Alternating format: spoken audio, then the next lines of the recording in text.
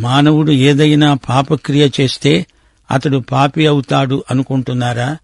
పాపక్రియ చేసే వరకు అతడు పరిశుద్ధుడు అంటారా?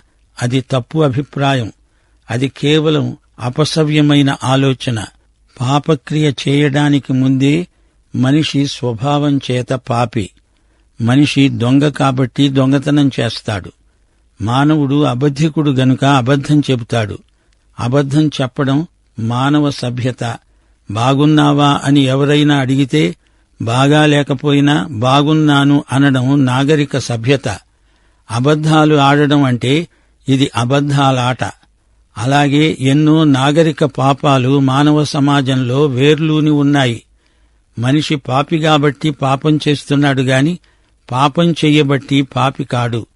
మనిషిలో పతన స్వభావమున్నది. మనం పాపులము గనుక మనకు రక్షకుడు కావాలి.